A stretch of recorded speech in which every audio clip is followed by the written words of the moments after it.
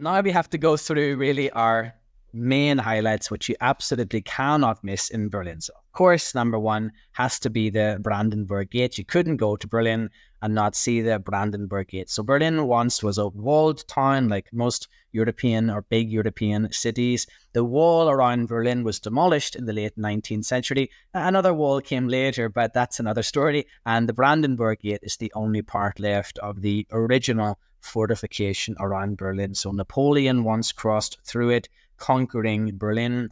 Hitler followed suit in 1933. The gate was damaged very badly in World War II. The statue on top today is a replica, but the structure stayed sound. And during the Cold War, well, that's complex, but it was in between the two parts of the Berlin Wall. So there was an outer Berlin Wall and an inner Berlin Wall running in two circles, concentric circles around West Berlin from 1961 to 1989. And the Brandenburg Gate was shut in the middle of that space between the two walls, which the Berliners really called the death strip, and for good reason. You could not pass into it on pain of death. Only the border guards could stand there. So Ronald Reagan once stood pretty much exactly where this photographer is standing, but facing away from the gate with his back to the gate, and made that famous speech in 1987 in which he called for General Secretary Gorbachev to open this gate, tear down this wall, open this gate, he said, because the gate was shut for all of those years. And so, of course, today you can cross it as many times as you want to on your trip to Berlin, but for 28 years you couldn't get near it. Right by the Brandenburg Gate, on one side, you'll find the Reichstag. We've seen that already. That, of course, you really can't miss.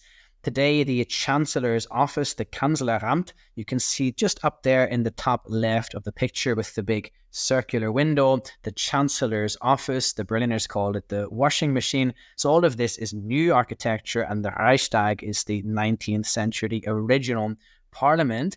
It does have, though, a modern addition, the famous glass dome on the roof by Norman Foster. You can freely walk up in there. You just have to book your slot online. So just give it a Google, Reichstag Dome visit. It's free to do, but you do need to book it. You'll have to bring your passport to go into the parliament. But what an amazing experience to walk up in the rooftop in this curly staircase. Well, it's not quite a staircase, but this curly path that spans the top and then back down again. If you want, you can eat up there too. There's a restaurant called Käfer the Beetle, and you'll get a wonderful vista over Berlin from there. But restaurant or not, I'd say try to get to the dome while you're in Berlin. On the other side of the Brandenburg Gate, it's in between the Reichstag and something we discussed briefly earlier, the Memorial to the Murdered Jews of Europe. That's the full title of Peter Eisenman's monument. 2,711 of these concrete stelae makes for really quite an experience. So a completely abstract way of approaching the history of the Holocaust. It is contentious because it's so abstract, I'd say, but there is a Holocaust documentation center underneath it that's free to enter every day, but Monday it's closed. Monday is the day off for a lot of the museums in Berlin, I must say. There we have it, the East Side Gallery. We know that already. That's something that you just can't miss. If it's your first trip to Berlin, walk the whole mile of it if you can, from one end to the other. Now, this is definitely the most famous and photographed and Instagrammed mural of the dozens on the East Side Gallery, painted there on the Berlin Wall. You recognize perhaps Leonid Brezhnev kissing Erich Honecker, who was the East German General Secretary until just before the fall of the wall. People kiss in front of it. It's a great place for selfies. They really did kiss when they would meet routinely. That was their brotherly kiss of the communist nations, comes to have this very sinister undertone. And so the official title of the mural is written there in Russian and in German, "My God, help me to survive this deadly love." But everybody just calls it the kiss, or maybe the brotherly kiss. That's the most famous, though, of the many murals on the East Side Gallery. Of course, you really cannot miss Checkpoint Charlie. Now, I don't say I didn't warn you that it is a little bit tacky. There's McDonald's, there's Starbucks, there's KFC, the whole shebang.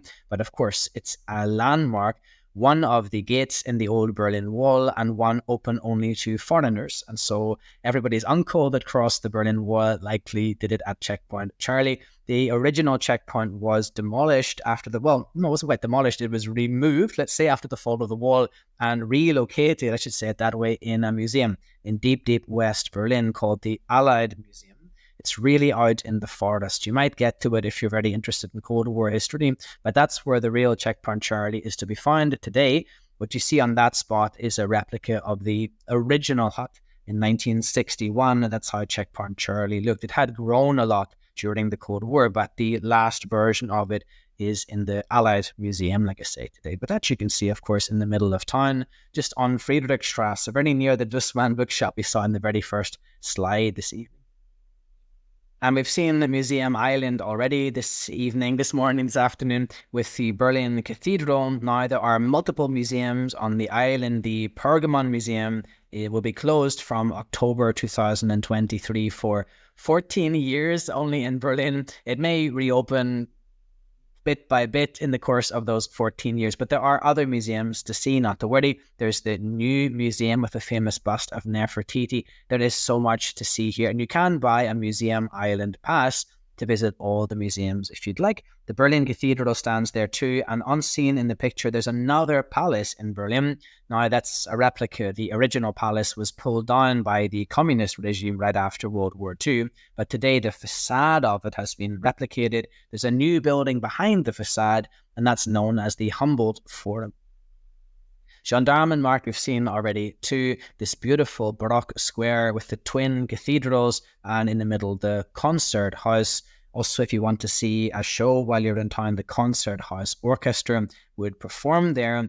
One great thing about Berlin being a city divided for so long is that there are two wonderful orchestras, and so there would be the Concert House in East Berlin and the Philharmonic in West Berlin. The answer really to the Concert House was the Philharmonic, which was built during the Cold War. But now on any given day, you can go to both if you'd like to.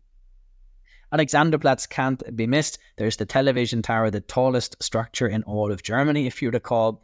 That's the landmark then to meet at Alexanderplatz, the World Time Clock. That World Time Clock just sounds that bit more communist, and that's a legacy indeed of the Cold War with that Sputnik-y structure on top. And you'll stand there and see that clock, that revolving band in there of numbers just rotate slowly and tell you what time it is in the major cities of the world. And so if you're feeling a little bit homesick, you can go and find your city or your nearest city and see what time it is back at home as that band moves slowly through the day.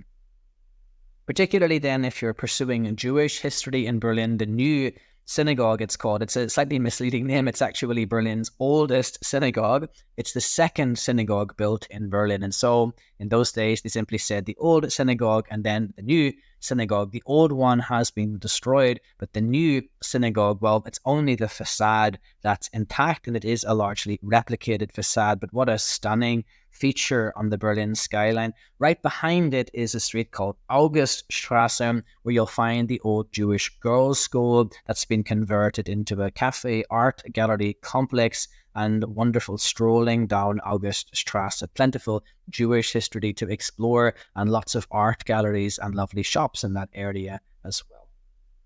Then also in the Jewish quarter, very near to the synagogue, about a 5-minute walk away, would be this set of lovely Art Deco style courtyards, the Hackische Höfe. So Hof in German is a yard, Höfe is plural, and they're lovely to just wander through beautiful shops, restaurants, cafes in the Hackische courtyards.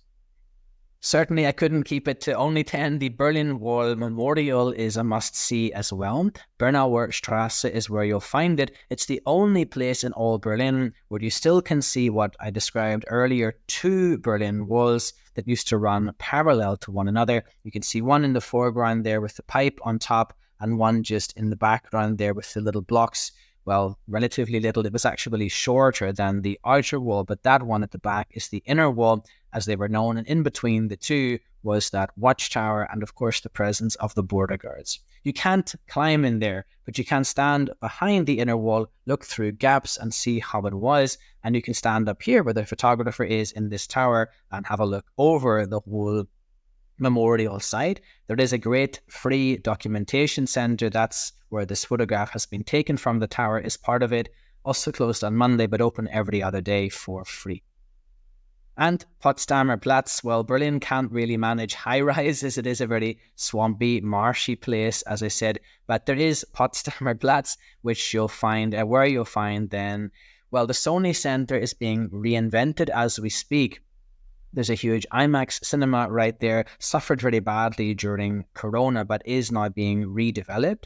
And there's an old shopping mall, well, not so old, it's by Renzo Piano from the mid-1990s, but that's recently been converted into a new food court area called The Place, because the new Mall of Berlin opened a few blocks away and really superseded Renzo Piano's shopping mall. But it still stands, just now has a different function. But Potsdamer Platz makes for a pretty impressive stroll, especially when you come out of the train station. And for the moment, you could almost feel you're in Manhattan, but then you realize, well, there are only two of these in Berlin.